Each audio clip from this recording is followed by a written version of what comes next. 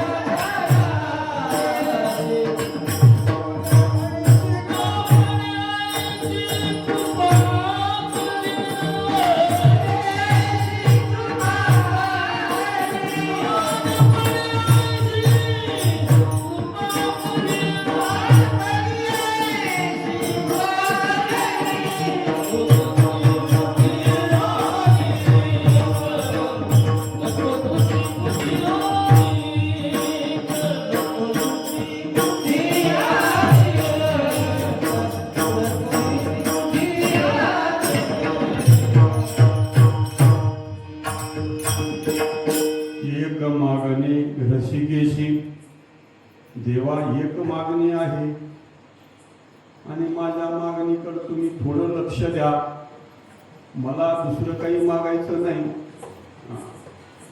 कोण बोलताय जगद्गुरु तुकोबाराय बोलतात कोणाला बोलतात जो देव सारखं घ्या म्हणून माग लागला महाराज तुम्हाला काहीतरी काय पाहिजे तुम्हाला घ्या मी द्यायला पाहिजे मी द्यायला आलो घ्या काय मागावे कवनाशी जाशी मागो तो मदपाशी जरी मागो पद इंद्राचे तरी शाश्वत नाही त्याचे मी काही मागितलं तर ते शाश्वत नाही चिरंतन टिकणार नाही तुका म्हणे एक मागो एक पदा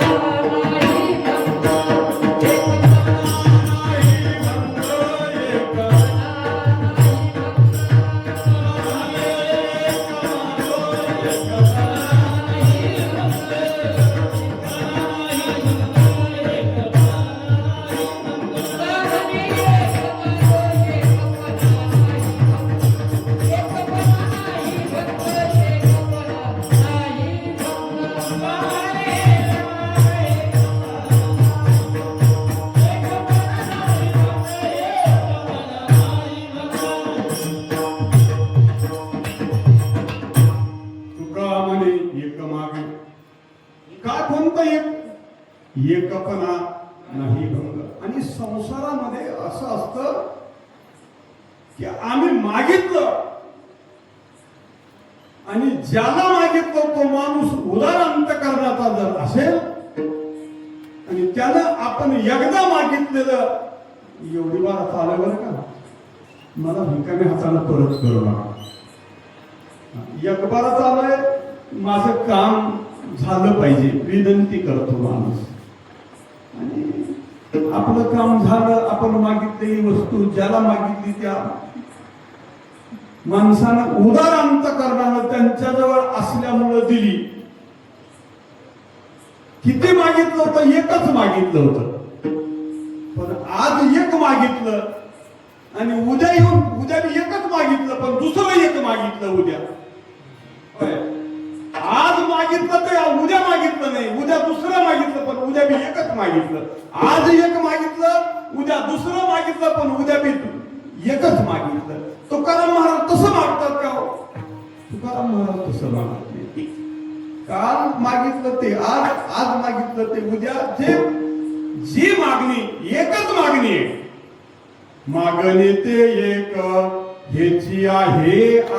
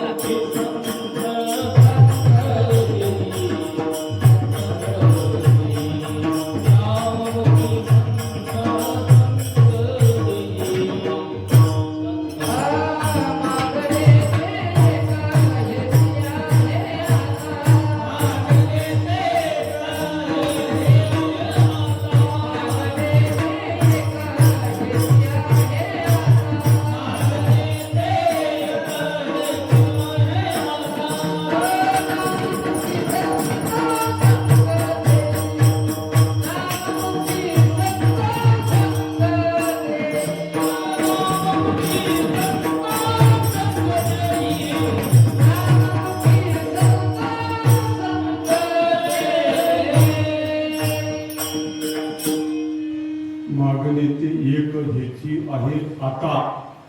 नाममुखी संत संगरी, काय पाहिजे ते मागतात. पण आज तुकाराम महाराज देवाला मागायला प्रवृत्त झाले, पण पाहिजे ते मागत नाही. जे नको आहे ते अंगावर येऊन पडले आणि त्याच्या निवारणार्थ देवाकडे प्रार्थना आहे. मागणी आजची मागणी वेगळी आहे तुकाराम महाराजांची. संत संगती देई चरण सेवा दे, हे पाहिजे. आज दे म्हणणारी मागणी नाही. आज मागणी कोणती आहे? आज नको म्हणणारी मागणी अभंगाच्या पहिल्या कडव्यात. एक वेळ करी या दुःखा वेगळे, एक वेळ करी या दुःखा वेगळे, एक वेळ करी या दुःखा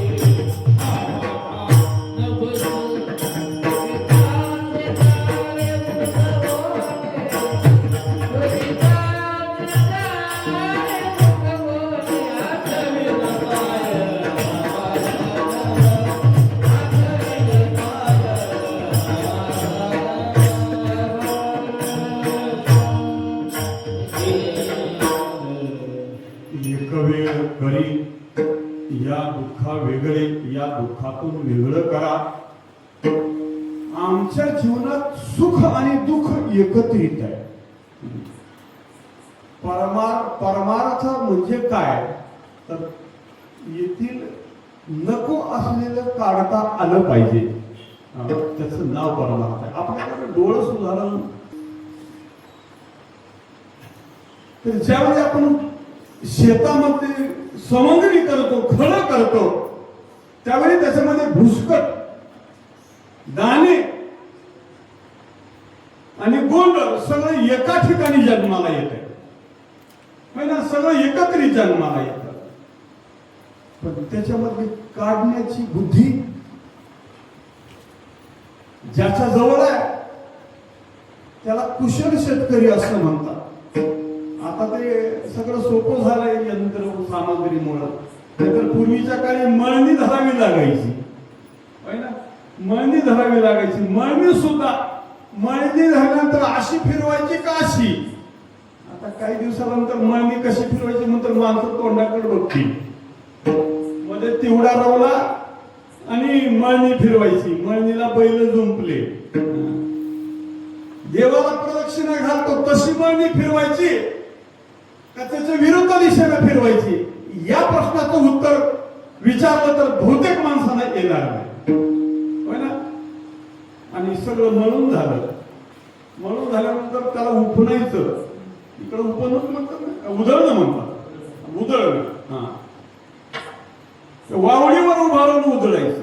वावडीवर उभारून उधळल्यानंतर दाणी एकीकड आणि कुस बाहेर निघून जाताना गोंडर दोन्हीच्या मध्ये पडत. त्याच्यापेक्षा जवळचं उदाहरण आता ते गेलं सगळं, पण आता त्याच्यापेक्षा जवळचं उदाहरण सांगतो. माता वर्ग दळण करतात. दळण करतात म्हणजे काय करतात, ज्वारीमध्ये जे नको असलेलं मध्ये मिसळलेलं आहे त्यातनं बाहेर काढणं, त्याचं नाव आहे दळण. हे जसं असावं तसं आमच्या जीवनामध्ये जे धुळीत आहे, जे नको असलेलं आहे, ज्याच्यामुळं विकार, ज्याच्यामुळं भोगलिप्सा वाढलेली आहे, ते सगळं बाहेर काढणं, याला म्हणतात परमार्थाचं एक अंग. आणि हे जोपर्यंत आमच्या लक्षी येत नाही तोपर्यंत आम्हाला प्राप्त असलेला परमात्मा साध्य होत नाही. राजहंसाच्या समोर जर पाण्यामध्ये आणि दुधामध्ये पाणी मिसळून ठेवलं तर ते राजहंस त्याच्यातलं दूध तेवढं पितो आणि पाणी तेवढं जसं तसं ठेवतो. नको असलेलं काढण्याची बुद्धी त्या राजहंसाला जशी आहे तसं साधूच्या जीवनामध्ये आमच्या परमार्थाला प्रतिबंध करणारे याच्यामधलं काय काय आहे ते बाजूला काढण्याची बुद्धी त्यांच्याकडे असल्यामुळे जगद्गुरु तुकाराम महाराज भगवंताला विनंती करतात, देवा माझ्या जीवनातलं एवढं बाजूला काढा. काय बाजूला काढा, दुरिताचे दारे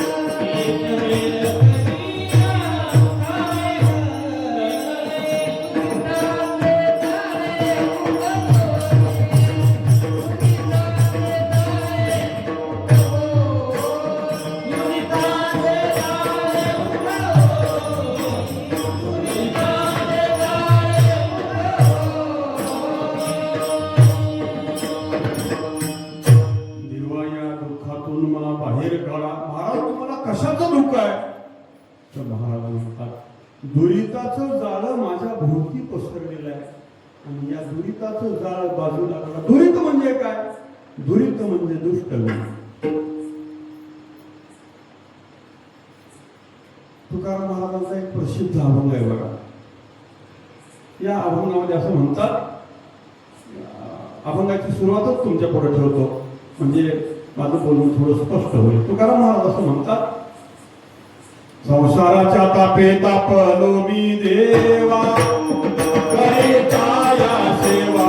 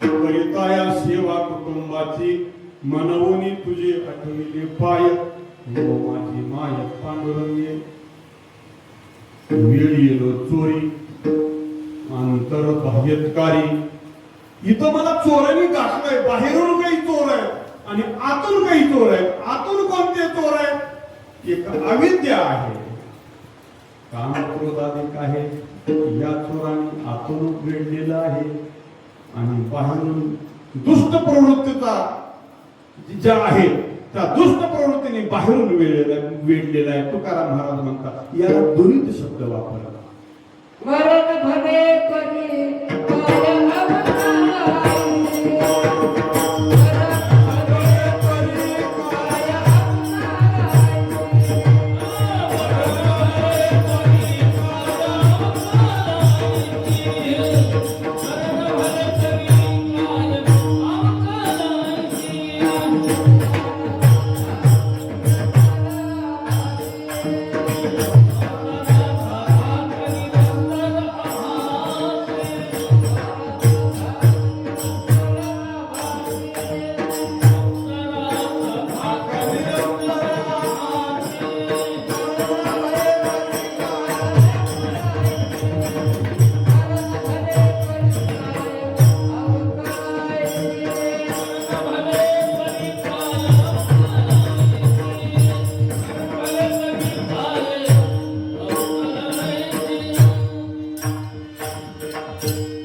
संसाराचा धाक निरंतर आम्हासी मरण बरीवरी काय अवकळा ऐशी तुम्ही म्हणाल इथं कुठं दुरीत दिसतंय तुम्हाला आम्हाला तर सगळं मजा दिसते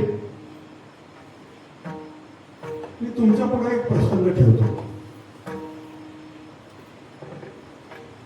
पांडव सर्व गुणांनी गुणसंपन्न होते पांडव सगळ्या गुणांनी संपन्न होते की त्यांच्या अंगी असलेल्या सद्गुणामुळं देव त्यांना सोडून कुठेही जात नव्हता त्यांच्या जवळ जात होता द्वारकेचा राणा पांडवा घरी जिथं ते राहत असतील तिथं पांडव हस्तिनापुरात असतील तर देव हस्तिनापुरात पांडव वनवासात असतील तर देव सुद्धा वनवासामध्ये कारण जिथं पांडव राहतात तिथं त्यांचं घर पण तरी सुद्धा त्या पांडवांना जिवंत ठेवायचं नाही मारून टाकायचं यासाठी किती प्रवृत्ती अवतीभोवती फिरत होत्या ज्या प्रवृत्ती सारख्या अवतीभोवती फिरत होत्या अनेक प्रकारची कपट कारस्थानं केली जात होती आणि त्या पांडवांना मारून टाकण्याचा प्रयत्न केला जात होता त्याला दुरित असं म्हणतात त्याच नाव दुरित आहे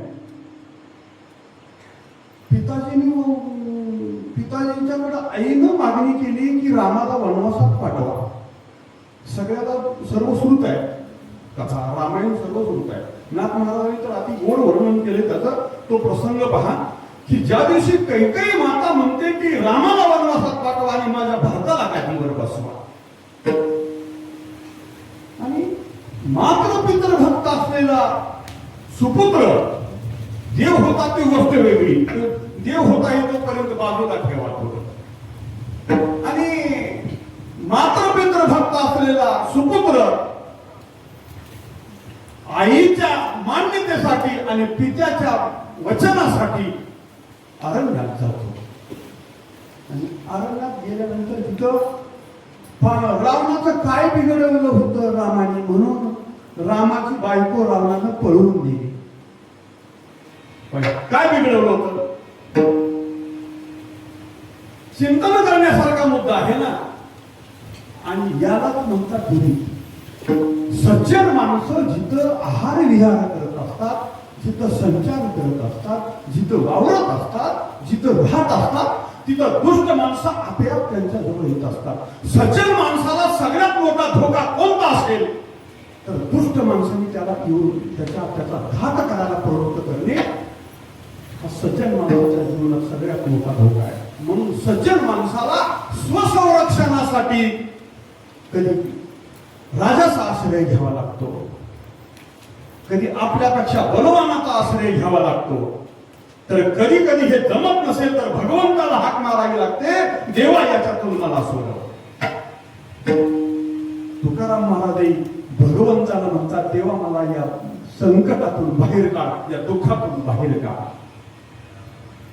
मी या दुःखामध्ये अडकले. तुकाराम महाराज त्या दुःखामध्ये अडकले होते का नाही हा मुद्दा थोडा स्वतंत्र आहे. आपण तोपर्यंत बाजूला जर ठेवला तर तुकाराम महाराजांनी आपल्या जीवनात संसारामध्ये गुंतलेल्या, आपल्या संसारामधील दुःखानं पितत असलेल्या सामान्य जीवाचं रूपक तुकाराम महाराज करून बोलतात की आमच्या भोवती दुरिताचं जाळं पसरलेलं आहे आणि आम्ही त्याच्यामध्ये अडकलेलो आहे. देवा, माझी तुम्हाला मागणी आहे. काय मागणी आहे? तर तुम्ही मला या दुरितामधून बाहेर काढा, या दुःखामधून बाहेर काढा. तुकाराम महाराज मागणी करतात. पण तुकाराम महाराजांना आतापर्यंत देव सारखं, महाराज तुम्ही काहीतरी मागा, मी काहीतरी देतो, तुम्हाला काय पाहिजे देतो, काय पाहिजे असेल तरी मी देतो, असं म्हणणारा भगवान आज तुकाराम महाराज मागायला लागले तरी भगवान गप्पच आहे. लई भारी खेळ आहे ते देव म्हणजे बरं का. ज्यावेळी भक्त मागतो त्यावेळी तो काही बोलत नाही, आणि ज्यावेळी भक्त काहीच नका म्हणतो त्यावेळी घ्या म्हणून मागा लागतो. भगवद्गीतेची सुरुवात बघितली तर अर्जुनानं व्यवहाराचा आराखडाच भगवंताच्या समोर ठेवला की हे करणं पुण्य आहे आणि हे करणं पाप आहे. मला हे काही जमत नाही, पाप करणं मला जमत नाही, आणि आपण पाप करणारा माणूस नाही, आणि आपण ते काही करणार नाही, आणि प्रवृत्त झाला. आणि एवढं झाल्यानंतर देव त्या अर्जुनानं नुसतं बघितलं तर सगळं लक्ष केंद्रित करणारा भगवान. अर्जुनानं 11व्या अध्यायामध्ये भगवंताच्या पुढं आपलं मनोगत व्यक्त केले, माफी मागितली भगवंताकडे. काय काय केलं देवा तुझे अपराध. पण पहिल्या सुरुवातीला अर्जुन ज्यावेळी बोलू लागला त्यावेळी देव गप्पच आहे, देव काहीच बोलत नाही. पूर्ण विषादेव बघा, भगवान भगवंताची काही त्याच्यावर कुठल्याही प्रकारची प्रतिक्रिया नाही. तसं तुकाराम महाराज देवाला म्हणतात, देवा माझं एक मागणी आहे आणि एकदाच मागणी आहे, आणि ते तेवढी तुम्ही द्या. आणि ते देव गप्प आहे, काहीच बोलत नाही. देव ज्यावेळी गप्प आहे त्यावेळी तुकाराम महाराज म्हणतात की असा पावायचा आज अंदाजा दिसत नाही.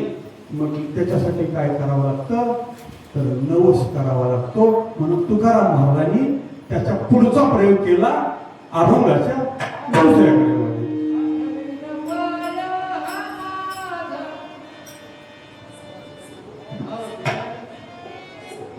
आठवीन पाया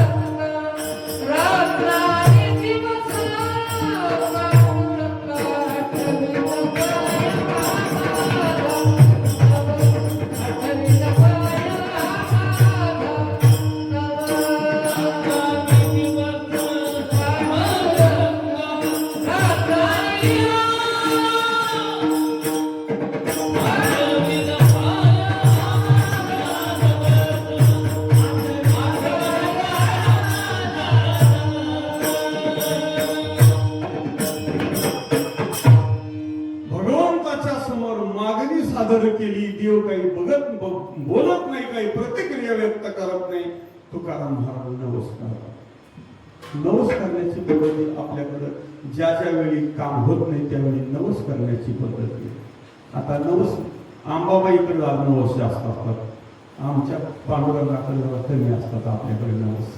तरी पण आता अलीकडं आळंदी ते पंढरपूर वारीत चालताना बरीच अशी उदाहरणं भेटतात. तुमची कितवी वारी आहे अण्णा? तर माझी 4थी आहे. तुमची? माझ्या 4 झाल्या, आता 5वी राहिल्या. एवढी 5वी केली की संपलं. का? नवस केलता आम्ही. काय माझं लगीन जमू दे, 5 वाऱ्या करीन. काय इथं सुद्धा नवस करतात माणसं. मी लहानपणी एका कीर्तनकाराने सांगितलेली गोष्ट मला आठवते की एक बाई रोज एकाच्यात खुरपायला जायची, आणि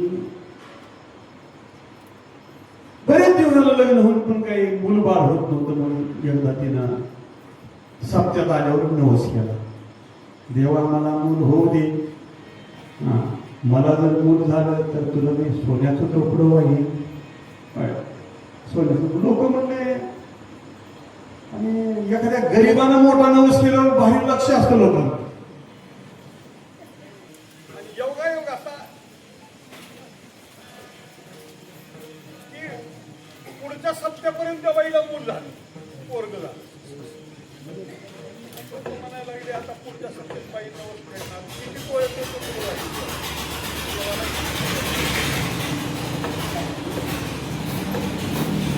बाईचा नवस बघण्यासाठी लोकांनी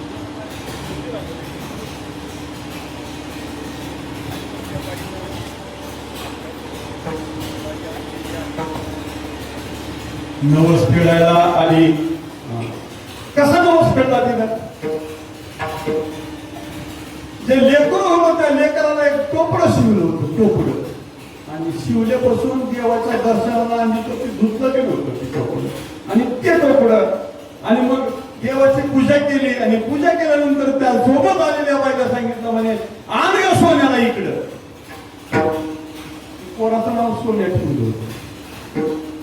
आणि मग त्या सोन्याचं टोपडं काढलं आणि देवाला दिलं, हे घे सोन्याचं टोपडं. होय ना, हे बी नवसच आहे. पण तुकाराम महाराज नवस वेगळा करतात. तुकाराम महाराजांच्या नवसाची पैलू वेगळा आहे. आणि एक नवस मी तुमच्या पुढे पुन्हा रामायणामध्ये जाऊ. प्रभू रामचंद्र वनवासामध्ये होते आणि वनवासामध्ये ज्यावेळी जात होते त्यावेळी लक्ष्मण राय, प्रभू रामचंद्र आणि सीताई साहेब तिघ जण चाललेले. काही अंतर गेल्यानंतर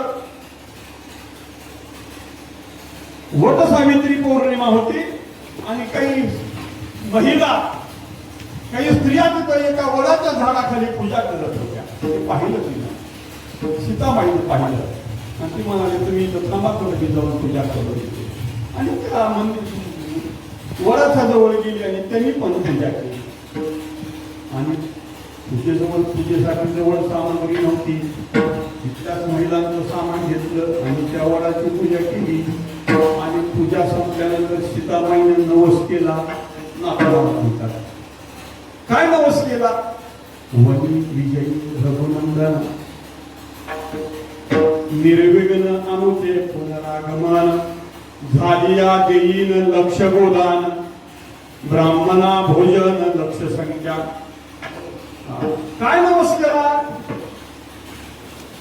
त्या वट सावित्रीला सीताबाईने नवस केला की आम्ही वनवासात चाललो, आमचा वनवास निर्विघ्न जर पार पडला आणि आम्ही विजयी होऊन परत आलो. काही सामान्य बाईचा नवस होता का? जगन्मातेचा नवस होता. दशरथ राजाचा थोरल्या सुनबाईचा नवस होता. प्रत्यक्ष लक्ष्मी मातेने केलेला नवस होता. ते म्हणते की आम्ही अयोध्येला जर निर्विघ्नपणे परत आलो तर 1,00,000 गाई दान दिली. आणि दुसऱ्या गाई नाही, त्या गाईच्या अंगावर सोन्याने मडवलेले दागिने असतील अशा गाई 1,00,000 गाई ब्राह्मणांना त्या दान देईल. आणि 1,00,000 ब्राह्मणाला इथं भोजन घाले. वटी वशे वट सावित्री तिशी पूजीन अलंकार वस्त्री आईशे बोलोनी सीता